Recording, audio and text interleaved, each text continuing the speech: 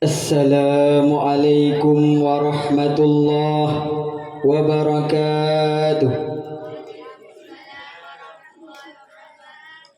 Nahmaduka ya man awdahta lana subulal hidayah wa adahta an basairina ghishawatal ghiwayah wa nusallimu ala man arsaltahu syahidan wa mubashiran wa nadhira wa da'iyan ilallahi biiznihi wa sirajan munira. Qala Allah ta'ala fil Qur'anil Karim, a'udzu billahi minasy syaithanir rajim. Bismillahirrahmanirrahim. Wa may yaqtul mu'minan muta'ammidan fajaza'uhu jahannamu khalidan fiha wa ghadiballahu alaihi wa la'anahu wa a'adda lahu 'adaban 'azima.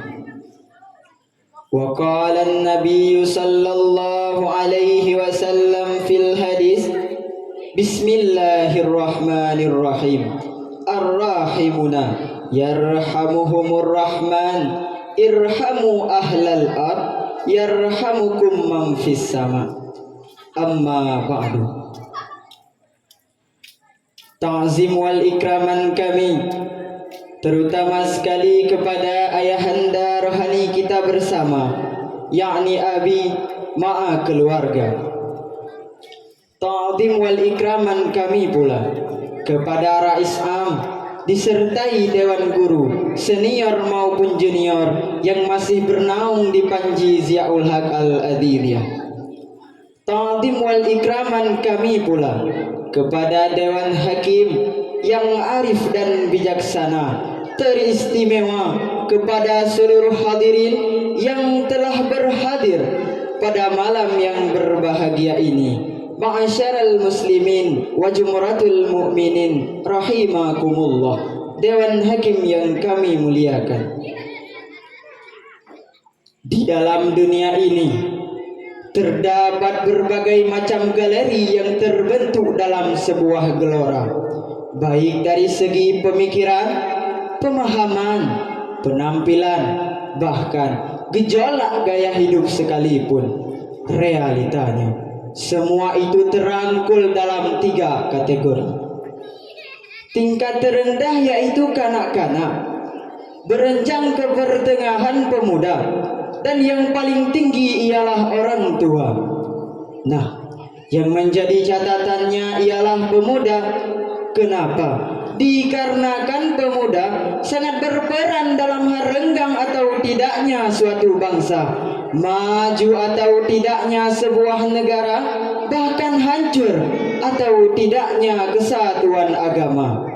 Namun, kapankah pemuda ini akan menjadi benteng yang kokoh untuk menegakkan bangsa, negara, bahkan agama? Jawabannya di ketika mereka belum terasuki oleh faham-faham yang menyimpang dari ajaran Islam, ahli sunnah wal jamaah, laganya Wahabi, Syiah, Mu'tazilah, dan berbagai aliran-aliran sesat lainnya yang terangkul dalam kata radikalisme.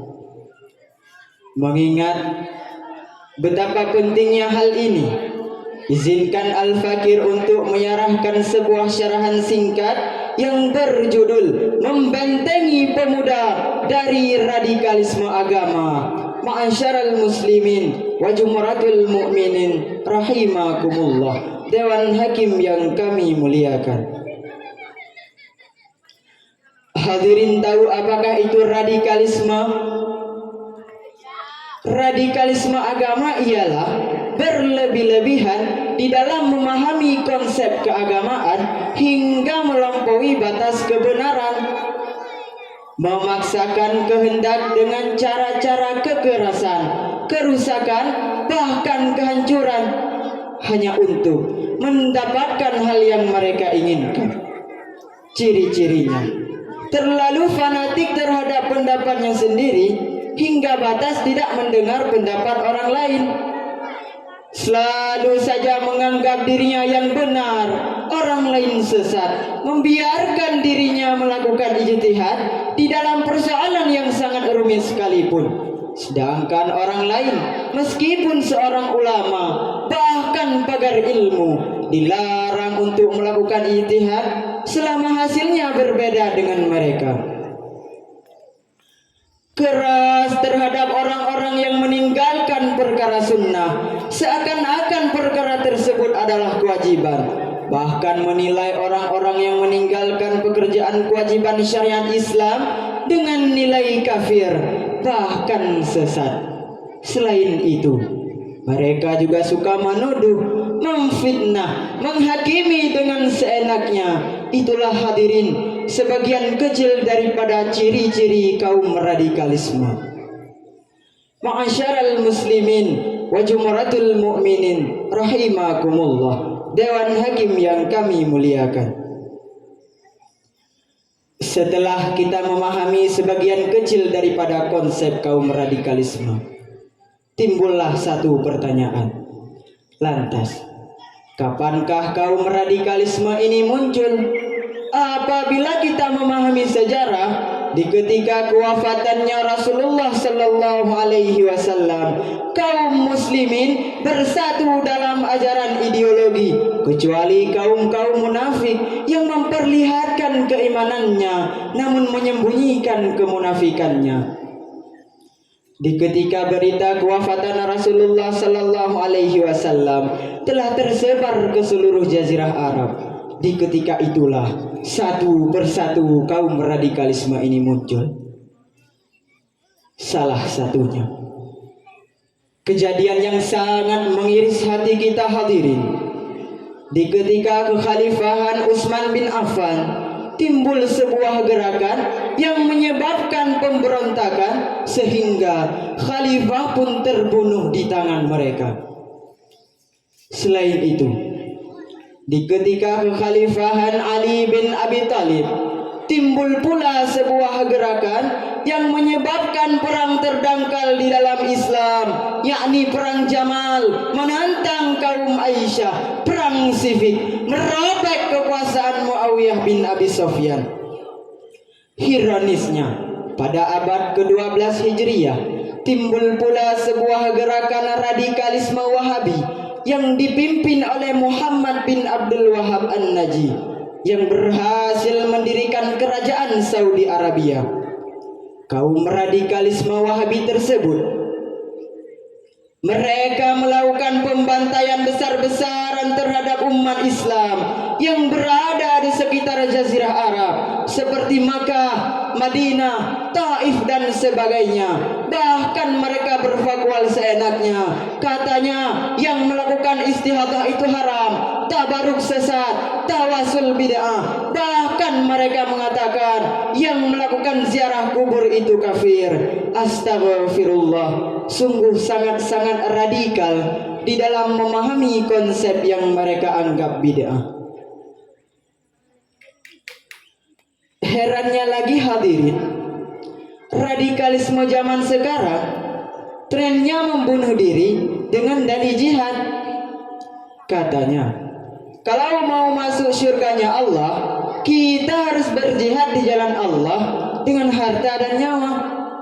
Caranya bagaimana? Melakukan bom bunuh diri, mati syahid, masuk surga. Ini namanya bukan jihad, tapi jahat. Padahal Allah Subhanahu wa ta'ala telah berfirman di dalam ayat suci Al-Quran, surat An-Nisa ayat 93 yang bunyinya, A'udzu billahi minasyaitonir rajim. Bismillahirrahmanirrahim. Wa may yaqtul mu'minan muta'ammidan fajaza'uhu jahannamu khalidan fiha wa ghadiballahu alaihi wa la'anahu wa a'adda lahu 'adzaban 'azima. Artinya, siapa saja yang membunuh kaum muslimin dengan sengaja, maka balasannya ialah neraka jahanam, kekal di dalamnya. Allah murka sekaligus melaknatinya, bahkan menyediakan azab yang besar baginya. Ma'asyaral muslimin wa jumratul mu'minin rahimakumullah. Dewan hakim yang kami muliakan. Coba sekarang kita berpikir hadirin. Kalau mau masuk surganya Allah, kenapa harus mengorbankan diri dan menghilangkan nyawa orang lain? Saya tegaskan sekarang, Islam tidak mengenal kekerasan, Islam tidak setuju pembantaian. Bahkan dalam Islam tiada anjuran untuk membunuh orang lain yang tiada berdosa. Betul para hadirin? Meyakin gedanyo Aceh, ahli sunnah di Aceh dile di tetan. Yuban menaman Iskandar muda. Tapi jamunyo letat aliran-aliran sesat. Timungan barat ini apa binasa. Hansip ideologi ina apa hanco umat. Mutamah lamprang di Palestina. Memacam cara ini apa binasa umat. Buat kafela nah asal neraka. Pemahaman inilah saudaraku seiman seagama yang sangat meranggut perasaan kita hadirin semua. Kenapa? Dikarenakan pemuda-pemuda zaman sekarang sangat sulit untuk mengenal di manakah Islam yang suci, di manakah Islam yang sebenarnya. Agama Islam adalah agama yang mengajarkan kita tentang perdamaian, kasih sayang, menjunjung tentang hak dan kesabaran, toleransi, bahkan menimbang antara urusan dunia dan akhirat. Di dalam Islam juga kita diajarkan tentang kesabaran. Sabar adalah kata yang sering kita ucapkan, kata yang menjadi penyejuk hati, kata yang menjadi penyejuk hati dikala cobaan sedang menghampiri, kata yang menjadi penyejuk jiwa dikala gundah gulana sedang melanda. Sabar bukan diam tanpa kata, akan tetapi bungkam 1000 bahasa. Allah Subhanahu wa ta'ala telah melarang kepada kita pekerjaan-pekerjaan yang menyenangkan apabila kita perbuatkannya, memuaskan apabila kita mengerjakannya. Contohnya seperti berzina, memang puas rasanya. Berjudi memang mengasyikkan. Yang kalah makin ketagihan dan yang menang makin penasaran. Korupsi favorit pekerjaan. Dalam Islam juga, ma'asyaral muslimin wa jumratul mu'minin rahimakumullah. Dewan hakim yang kami muliakan. Selagi darah masih mengalir di dalam urat, pikiran jernih masih melekat di dalam otak, nyawa belum terpisah jauh dari jasad, masih punya kesempatan untuk berubah sekaligus membentengi pemuda dengan iktikad yang tepat dan sejahtera. Hanya sekian yang dapat Al-Fakir sampaikan, sedikit kesimpulan yang dapat kita ambil. Yang pertama, radikalisme merupakan frekuensi yang tidak patut untuk kita panuti hadirin semua. Kenapa? Dikarenakan agama Islam adalah agama yang tidak terfikir oleh rasio manusia, akan tetapi dengan adanya hadis Nabi dan firman Allah. Yang kedua, ad-dinu biadil fata, agama terletak di tangan pemuda. Maka bentengilah pemuda dengan iktikad yang tepat agar iman di dalam dada semakin melekat. Apabila di dalam diri pemuda tersebut lemah, maka akan sangatlah mudah Islam akan hancur, lebur, berantakan. Karena fikiran mereka telah keracunan oleh ahli sunnah. Ma'asyaral muslimin wa jumratul mu'minin rahimakumullah. Dewan hakim yang kami muliakan. Di lung tengah Dempalun singgah, Kecamatan Jenib kabilah tercinta. Ohno memada habalun syarah, mepatpat masalah ma'ahlun pinta. Akhirul kalam ilal liqa ma'as salamah wal rida wal inayah. Wabillahi taufiq wal hidayah. Wassalamualaikum warahmatullahi wabarakatuh.